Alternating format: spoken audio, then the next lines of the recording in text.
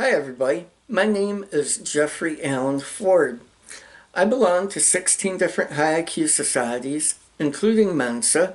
I was featured on the cover of the July 2016 Mensa World Journal. I also belong to the 999 Society for people with IQs in the 99.9 percentile and above, mine's above, and I was also honored last year in Michigan's House of Representatives for winning a global election to become the World Genius Directory's 2016 Genius of the Year for America.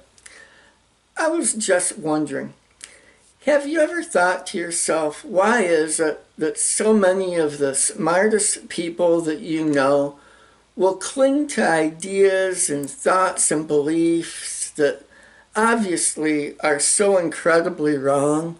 You can give them all the evidence in the world, and they will continue to cling to those beliefs. Nothing you say can possibly change their mind. And you know these people. They're smart, they're intelligent, they're problem solvers. They can solve problems that are way above the average person's pay grade, but yet you can't get through to them about what you're trying to explain. It's a problem. Well, this problem was solved in 1957 when Leon Festinger came up with the concept of cognitive dissonance. Cognitive dissonance can most easily be described as the discomfort one feels, the stress one feels, when one is presented with ideas, thoughts, and beliefs that are contrary to their own. And these things can come externally or they can be internal, meaning someone can confront them with ideas that differ from their own, and that causes them great discomfort. Or perhaps they generate it themselves, and then they'll have incongruent thoughts where they believe one thing, but yet they believe another, and it causes a great deal of stress.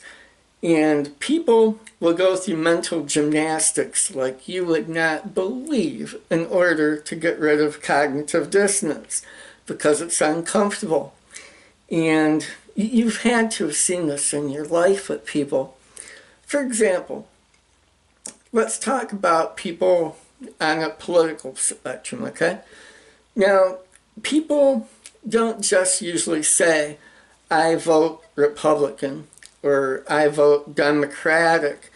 What they'll say is, I am a Republican, I am a Democrat, or I am an independent or a Tory, or a member of the Labour Party or Conservative Party. People identify with that. That becomes a part of who they are. So voting is no longer just something that they do.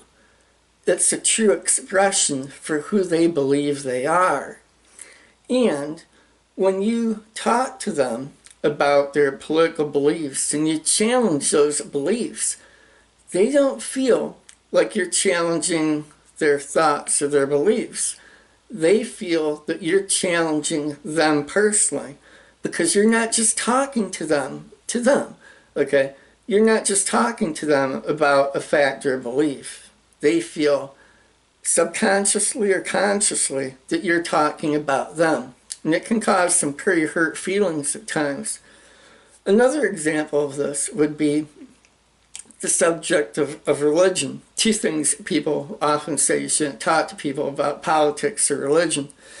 People don't usually say, well, I attend a Catholic church, or I attend a Protestant church, or I attend a synagogue or a mosque or a temple. They'll generally say, I am Catholic, I am Protestant, I am Buddhist, or Jewish, or Muslim. Because for them, religion isn't just a building that they go to. It isn't just something that they do. It's a very, very personal part of who they are. And when you start talking to them about their faith in a way that's challenging their core belief about a very important part of who they are, it's hard for people to hear that, and it causes a great deal of cognitive dissonance, and it can also cause a great deal of hurt feelings. And people will fight, they will fight fiercely to hold on to their identity. And you need to be aware of this. Think about this. Countries, churches have been involved in centuries-long bloody battles, horrific wars, because of a conflict in terms of religion, in terms of politics. It's not too unreasonable to believe that we can't expect all that much more from certain individuals. So before you talk to people about religion or politics or any of the sacred cows, if you will, that people have, I want you to ask yourself, is it worth it? Is it worth the potential hurt feelings? And ask yourself, is it worth also possibly losing that relationship? I always ask myself, would I rather, in this particular case, would I rather be right or would I rather be happy? Most of the times I'd rather be happy. There's times where conflict is unavoidable and you need to meet that head on. But a lot of times it's not, and you need to be aware of that. Now, we can't do all that much for other people's cognitive dissonance. That's a battle, that's a hard one to win. But we can do something about our own cognitive dissonance, because cognitive dissonance holds you back. Because when you're not thinking about other people's arguments and you just dismiss it out of hand, and maybe you get angry and you get confrontational, you're losing. You're losing, one, because maybe they're right. Maybe whatever the idea or thought that they have is correct. Maybe it's just partially correct, and you're going to miss a neat piece of the puzzle that might maybe help you put things together a little bit better in life. And you also want to be someone who can draw different perspectives. So even if you disagree with them, so what? You have one more way to look at the world, and you win that way too. So you want to remain open, and you want to keep cognitive dissonance to a minimum, or, well, you can't really eliminate it completely, but keep it to a minimum. And I have 3 methods that I'm going to suggest that you can use to do that. 1, the first method would be to admit to yourself that you're not omniscient and you're not infallible, okay? None of us know everything, and we're all prone to error. There's no shame in that. And because of that, that should serve to humble us and to open us up to learn from other people. And again, it doesn't matter if you agree with them or not. What matters is that you remain open, that you're learning more, and that you're staying fully alive. Remember, Socrates said that the unexamined life is not worth living. Don't close yourself down while you're still alive, okay? Be fully alive. Examine life. Examine different perspectives. It'll make you a better human being if you do. Method 2 is to face cognitive dissonance head on. And do that by really attacking your own confirmation bias. What I'm talking about is everybody has a propensity. They will seek out news, not everybody, but most people. They will seek out news sources that agree with what they already think. They will read periodicals that they know have the same editorial bent that they would have if they were on the editorial board. And they'll also listen to the experts who agree with them. So, it just becomes a back and forth, a confirmational back and forth. That's not good, because again, you're closing yourself off from other ideas. The way that you can handle this best is to actually seek out different opinions. Seek out alternative news sources. So if you watch one news channel, start watching this one, then start watching that one. You don't have to stop with the ones that are your favorites, but add in some others too, so you have different perspectives, and listen to different experts. There's so many different ways to look at the world. Be open to it. It'll truly help you out intellectually if you do. Now, the third method that I have that you can also use to help mitigate cognitive dissonance is to simply alter your behavior in the face of cognitive dissonance. What I mean by that is, let's say you hear a study confirming that drunk driving is very, very risky, and that you stand a much better chance of ending up dead a whole lot sooner in life.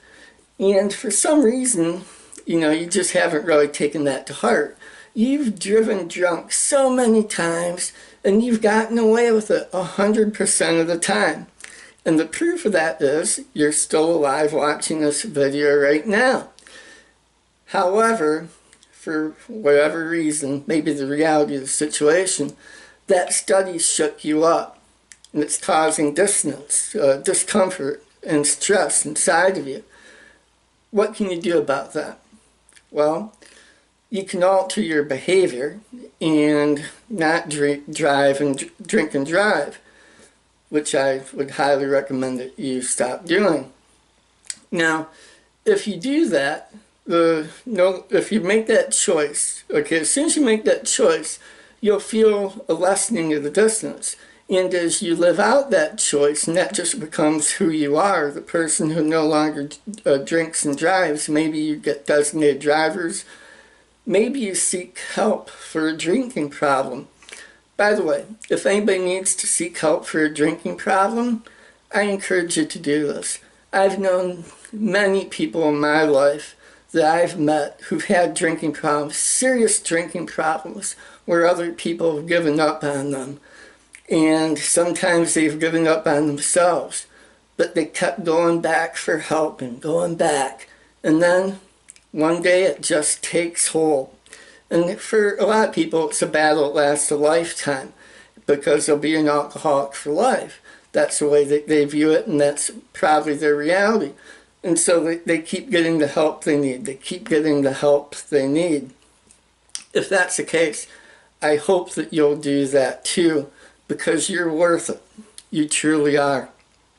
Now, if you have an issue with cognitive dissonance, and you notice that you do get uptight or angry sometimes when people push your buttons and trigger you in different ways, I encourage you to use the 3 methods that I just spoke to you about: realizing that you're imperfect, that you're capable of errors, and to face your cognitive dissonance just head on, and seek out alternative news sources, experts, periodicals, websites, and that you also alter your behavior in different ways.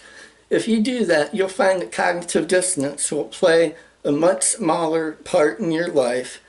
And also, when you see cognitive dissonance being acted out in other people's lives, you'll also perhaps hopefully be a little bit more compassionate and understand that they're taking it very personal, and they're doing that for a reason. My name is Jeffrey Allen Ford. I hope that you enjoyed the video, and remember to click like and to subscribe to my channel, and then you can watch a lot more videos to come. Thank you very much. Bye-bye.